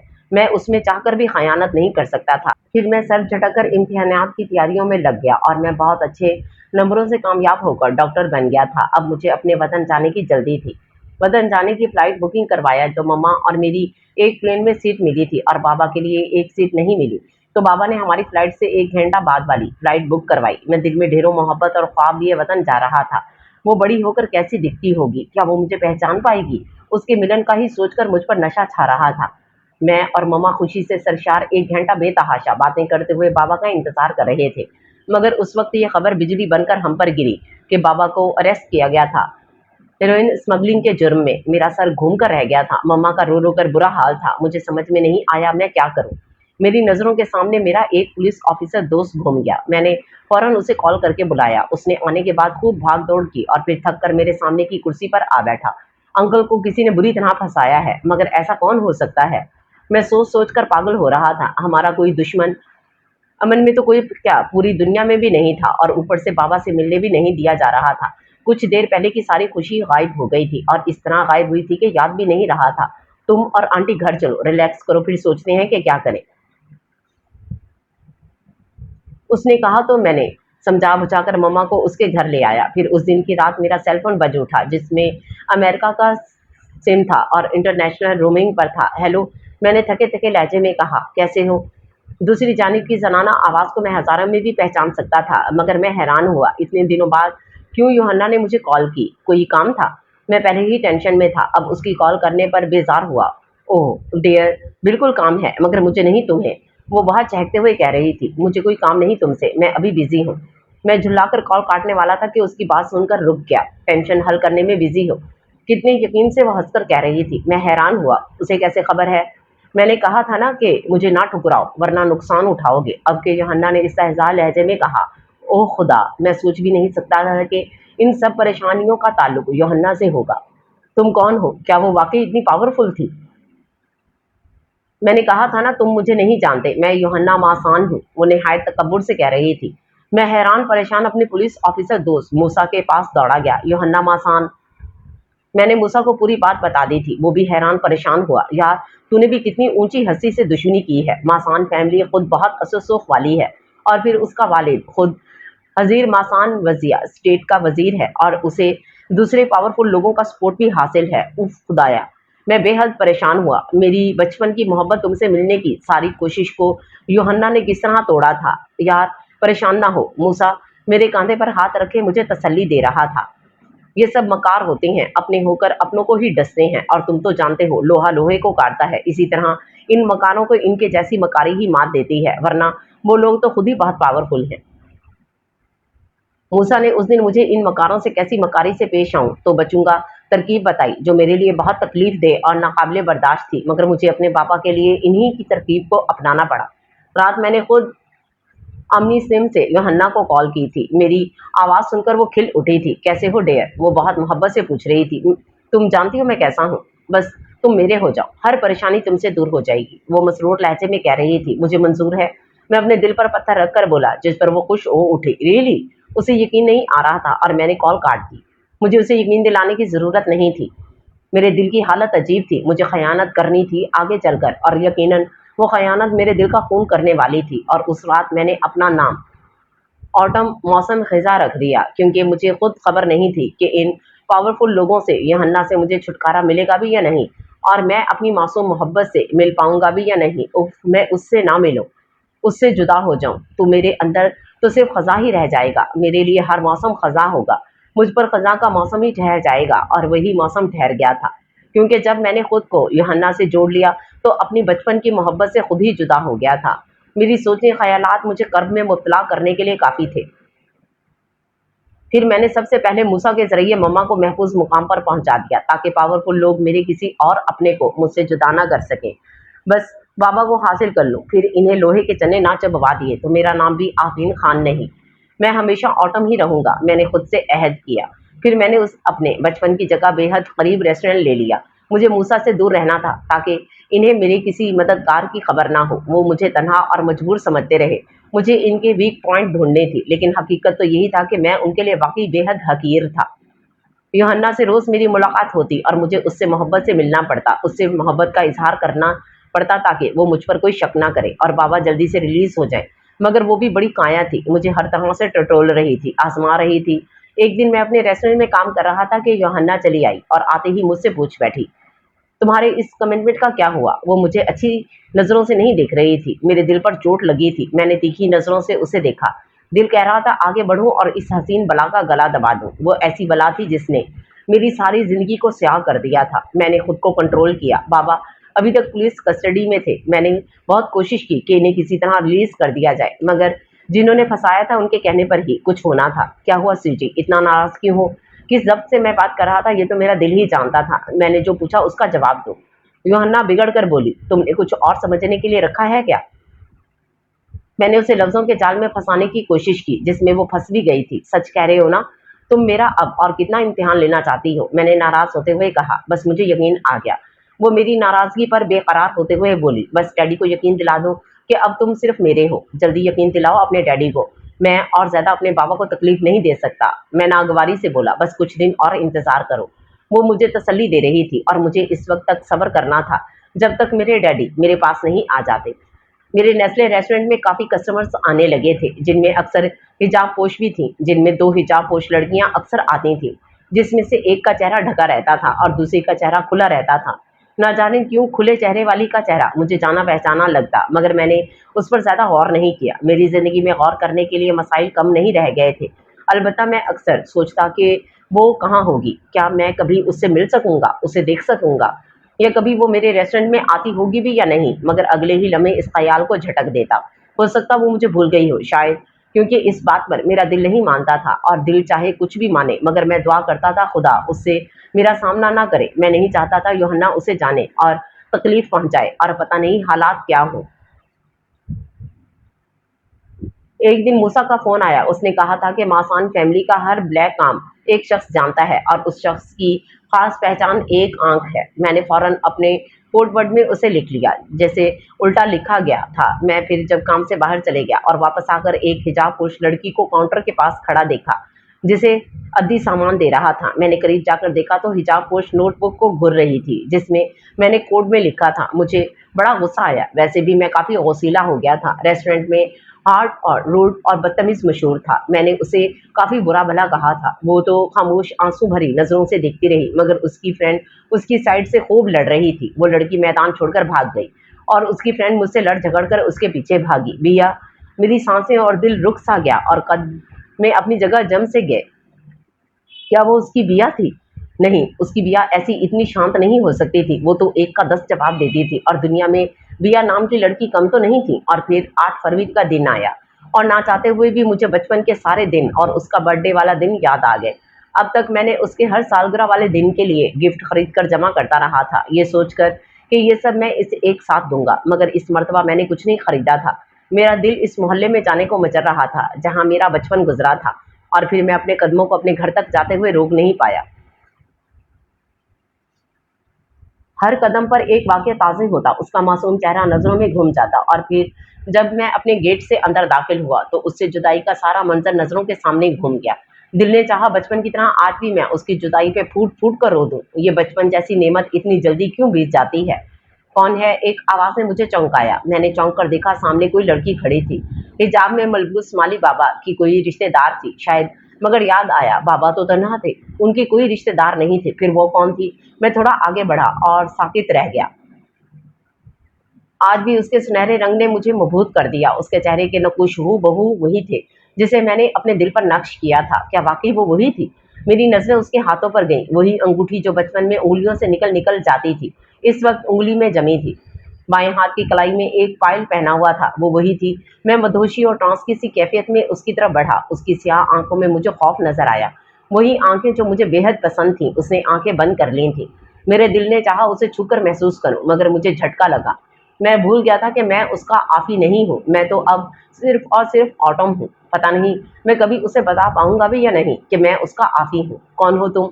मैंने उससे काफ़ी फ़ासले पर जाकर अपनी मख़सूस खुरदरे लहज़े में पूछा, जिससे इस लहज़े में बात करता था, उससे मोहब्बत से बात करता था, और जो मोहब्बत की हकदार थी, उससे नफ़रत से बात करना पड़ रहा था। और ये मैं किस दिल से कर रहा था, ये मैं जानता था। अपने दिल को मार कर मैं ऑटम से आफ़ी बना था, और वो ऑटम से डरती थी, फ़ौरन भाग खड़ी हुई थी। मुझे हैरत तो तब हुई जब माली बाबा ने मुझे देखते ही पहचान लिया।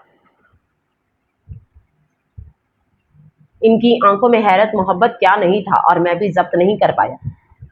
अपनी मोहब्बत को तो अपनी पहचान नहीं दे पाया, मगर बाबा के सीने से लग कर इन्हें बताया गया। हाँ, मैं ही आफ़ीन हूँ। जोश मोहब्बत कम हुई तो उन्होंने पूछा, बिया से मिले? नहीं, मैंने नज़रें चुराते हुए कहा। क्यों? बाबा हैरान हुए। बस ऐसे ही, कुछ मजबूरी है इसलिए, और आप भी मत बताइएगा। मैंने सख्ती से इन्हें मना किया। वो हैरान थे, मगर कुछ नहीं बोले।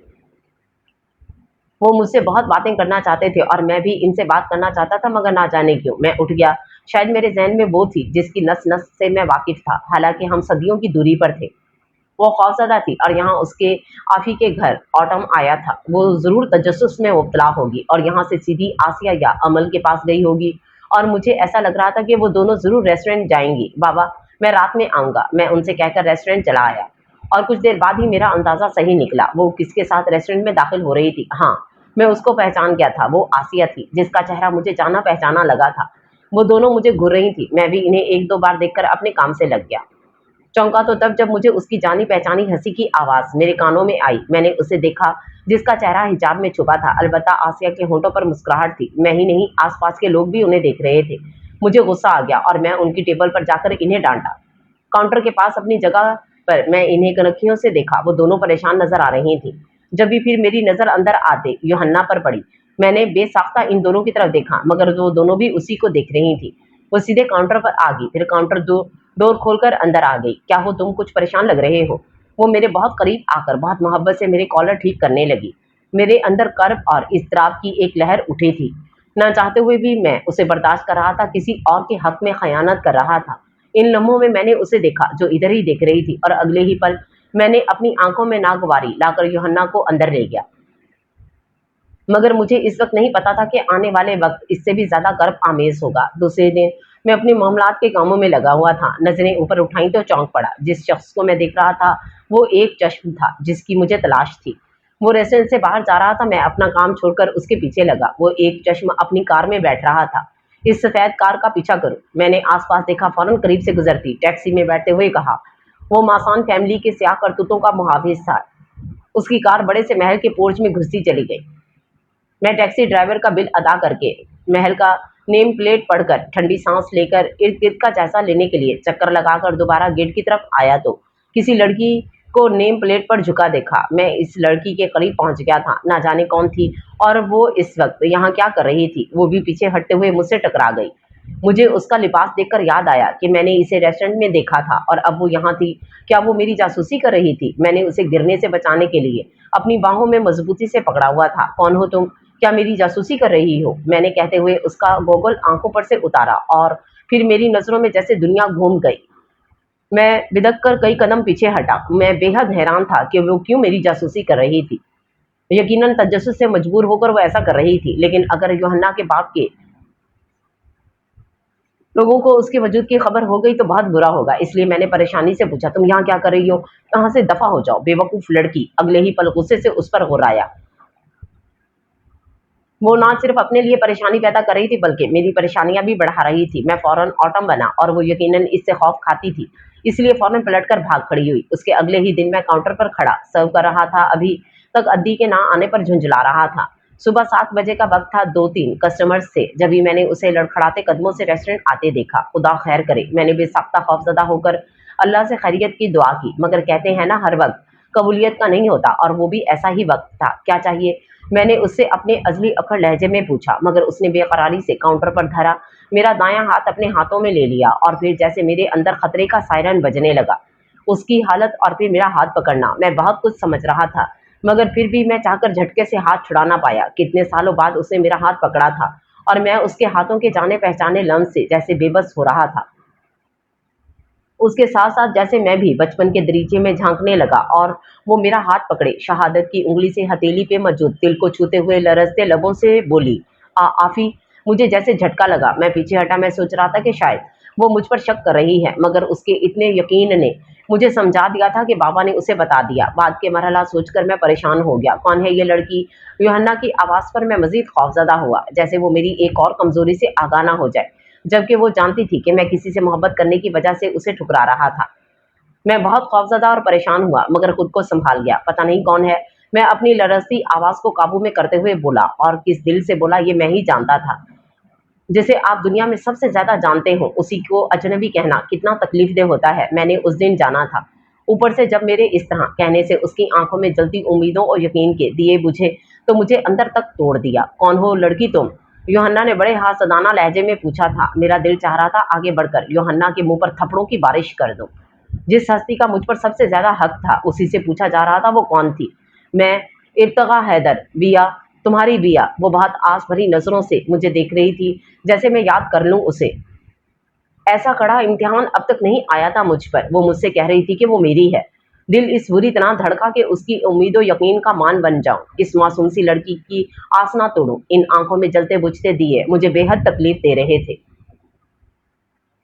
मेरी कुव्वत ताकत को मेरे अंदर से खींच रहे थे, जैसे मुझे हरा रहे थे जैसे। मगर उसके बाद क्या होता, मैं उसको खो देता। मुझे पता था अगर यूहन्ना को ज़रा सी भी मेरी उससे मोहब्बत की भनक पड़ गई तो यूहन्ना उसको मुझसे दूर कर देगी। नहीं, हरगिज़ नहीं। मैं बुरी तरह खौफ़ज़दा हुआ। इस खौफ़ ने मुझे हौसला दिया, लड़खड़ाते हारते आप ही को फिर से ऑटम बनने की ताकत अता की, सिर्फ़ और सिर्फ़ उसके लिए, उसे खोने के खौफ़ से। वरना मुझ में इतना हौसला कहाँ था कि मैं अपनी बिया को अपने सामने रोता-टूटता देख सकता। मैं जो कभी उसकी आँख में आँसू नहीं बर्दाश्त कर पाया, आज उसके आँसुओं की वजह बन रहा था। मैं तो बड़ा बुज़दिल था उसके लिए, उसको देखकर लापरवाही से कंधे उचका दिए। तुम्हारे बचपन की साथी, वो लरज़ते लहजे में कह रही थी, और मेरे दिल को जैसे कई टुकड़े हुए थे। मैंने उसकी आंखों में देखा, क्या नहीं था उसकी आंखों में, बेवफाई, यकीनो मान जैसे टूटकर आंखों में चुभ गए थे, जिससे उसकी आंखें सुर्ख हो रही थीं, और मेरा यही देखना जैसे मेरा सब्र तोड़ गया। मैंने फौरन नजर फेरते हुए कहा, शायद कि हो, मगर वो तो बचपन की बात थी, इतना याद किसे रहता है। मैं कहकर अपने दिल से लड़ रहा था, जो फिर हौसला हार रहा था। मगर अगले ही पल मैं हैरान रह गया, मगर मुझे तो सब याद है, क्योंकि तुमने मुझे सिर्फ याद रखना सिखाया था, भूलना तो नहीं। बेवफाओं की दुनिया में जाकर शायद तुम भी बेवफा हो गए हो। वो अगले ही लम्हे गुस्से से मेरी शर्ट के कॉलर को पकड़कर झंझोड़ते हुए कह रही थी। उसने तंज किया था, और उसके तंज ने मेरे जख्मी दिल पर नमक का काम किया था। बज़ाहिर हैरत से शक्ल बनाए रहा। जिस तरह अचानक गुस्सा उस पर हमला आवर हुआ था, उसी तरह अगले ही लम्हे गुस्सा गायब हुआ, और फिर वो टूटे हुए कदमों से शिकस्ता लरजते वजूद के साथ पलट कर जा रही थी। उफ, मेरे दिल की हालत अजीब थी। मैं दोहरी अजाब का शिकार था। पहले अपने ही हाथों से अपनी मोहब्बत का इनकार, वो मोहब्बत जिसकी इबादत मैं बचपन से कर रहा था, उसे खुद अपने हाथों से तोड़ देना, और दूसरी उसकी टूटती तड़पती जात जो मुझे भी अंदर से तोड़ रही थी, तड़पा रही थी। क्या कभी मैं अपनी वफा का उसे यकीन दिला पाऊंगा? मेरी नजरें फौरन पलटी। यूहन्ना मुझे गौर से दिख रही थी। मैंने खुद को संभाला।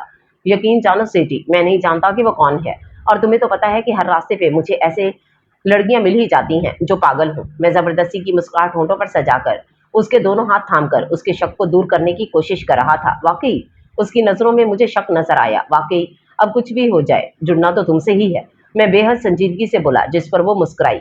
हाँ, ये तो है। वो मुतमईन हुई थी, और मैं दिल में अपनी बिया की सलामती से घर पहुंच जाने की दुआ कर रहा था। उसके एक एक आंसू जो मेरे अंदर तूफान बर्पा कर रहे थे, इन आंसू का हिसाब लेने का खुद से वादा कर रहा था। वो थोड़ी देर रुककर चली गई, और फिर जैसे मेरे दुख और गमों को आज़ादी मिल गई। मुझसे बर्दाश्त नहीं हो रहा था। मैं रेस्टोरेंट से निकलकर उसके शिकस्ता कदमों के लम्स को महसूस करता हुआ बाबा के पास गया था। अस्सलाम वालेकुम बाबा। मैं जो उनकी गोद में सर छुपाकर रोने का सोच रहा था कि रुख वो बदल गए, और मैं हैरान रह गया। ना उन्होंने मेरे सलाम का जवाब दिया, और मेरी जानिब से रुख भी मोड़ गए। मगर क्यों? क्या वो मुझसे नाराज थे? इससे पहले कि मैं उनसे नाराजगी की वजह पूछता, वो खुद ही बोल उठे, बिया मर रही है और तुम्हें याद कर रही है। मैं साकित रह गया। मेरी आंखों के सामने जैसे अंधेरा छाया था। कौन से अस्पताल में है वो? क्यों? डेड बॉडी लेने जाना है? बाबा की सफाकी पर मुझे ऐसा लगा जैसे मेरे दिल को किसी ने मुट्ठी में पकड़कर मसल दिया हो। बाबा, मैंने तड़प कर इन्हें देखा। मेरी आंखों के गोशे भीगने लगे थे।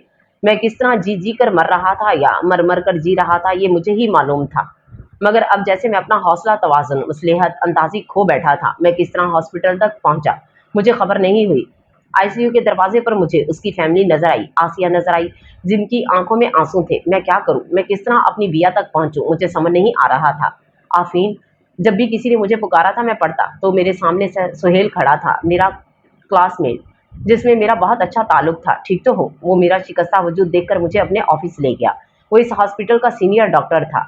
मुझे तुम्हारे एक पेशेंट के बारे में जानना है। मैं बेकरारी से बोला। नाम बोलो, उसने कहकर इंटरकॉम पर कॉफी लाने का ऑर्डर दिया था। बिया इब्तिगा हैदर। सुहेल का परेशान चेहरा संजीदा हुआ। वो टटोलने वाली नजरों से मुझे देखते हुए कह रहा था, शी इज़ वेरी सीरियस। उसका नर्वस ब्रेकडाउन हुआ है। हमने बहुत कोशिश की है उसे होश में लाने की, मगर जैसे उसे ज़िंदगी की ख्वाहिश ही नहीं है। और सच तो यह है दोस्त, उसकी ज़िंदगी का कोई भरोसा नहीं है। उफ, मैं जैसे ढह गया। बिया, तो मुझे छोड़कर नहीं जा सकती, अपने आप ही को इस तरह नहीं छोड़ सकती। मैं बिल्कुल टूट गया था।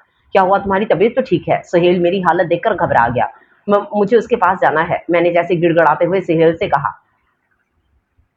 चलो। वो मेरी हालत पर बहुत परेशान और फिक्रमंद होते हुए बोला था।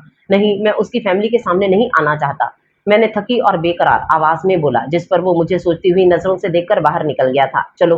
फिर उसने कुछ देर बाद आकर कहा। मैं उसके साथ बाहर निकल आया। आईसीयू के सामने उसकी फैमिली नजर नहीं आ रही थी।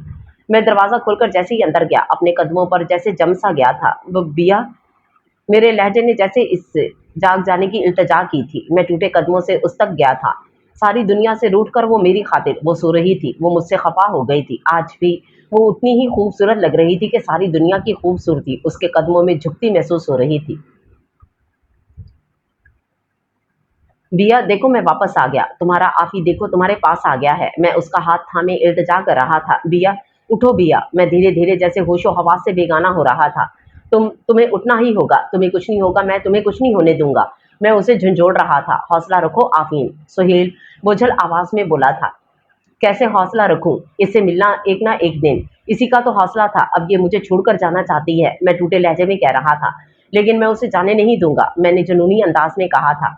तुम कुदरत से जीत नहीं पाओगे मेरे दोस्त, सुहेल मुझसे कह रहा था। और जैसे मैं साकित हो गया, बेबसो लाचार हो गया। हाँ, उससे कौन जीत सकता था, मगर तुम कुदरत से सुलह जरूर कर सकते हो। सुहेल नरमी से मुस्कुराते हुए बोला। सुलह? हाँ, कुदरत से, अल्लाह से सुलह। तुम उसके सामने झुक जाओ, अपनी अब तक की गफलतों की माफ़ी मांगो और फिर उससे अपनी बिया को मांगो। वो यकीनन कबूल करेगा। वो मुझे यकीन और रोशनी की राह दिखा रहा था और फिर मैं इस यकीन और रोशनी को क्यों ना थामता। मैंने भी फौरन उस यकीन और रोशनी को थामा और बेहद नेदामत और शर्मिंदगी से इस दरबार में गया। अपनी अब तक की गफलतों और गुनाहों की माफ़ी मांगने के बाद मैं सारी रात उससे मांगता रहा। फिर अल्लाह ने नामुमकिन को मुमकिन कर दिया। वो जो मुझसे रूठ कर जाना चाहती थी, वो मेरी दुआओं की बदौलत अल्लाह के हुक्म से वापस आ गई। अपना हुलिया और शक्ल बदल कर मैंने खुद उसकी ट्रीटमेंट की थी। होश में आने के बाद उसकी आंखों में इतनी दुख और अजियतें थीं कि मैंने खुद से मुसम्मम वादा लिया, इन आंखों में जिनकी वजह से आंसू और दुख और अजियतें थीं, मैं इन्हें इससे ज्यादा दुख और अजियत दूंगा। मैं इन्हें हरगिज हरगिज माफ नहीं करूंगा। उसके होश में आने की खुशी में मैंने सारी रात अपने अल्लाह के हजूर शुक्र अदा किया था और अपने अल्लाह से वादा किया था कि मैं अब कभी भी अल्लाह आपको नहीं छोड़ूंगा। उसके बाद मेरे और मूसा की अनथक कोशिशों के बाद हमने इस एक चश्म का ठिकाना मालूम कर लिया था और जल्द ही मूसा ने मुझे खुशखबरी दी, जल्दी से मेरे घर चले आओ।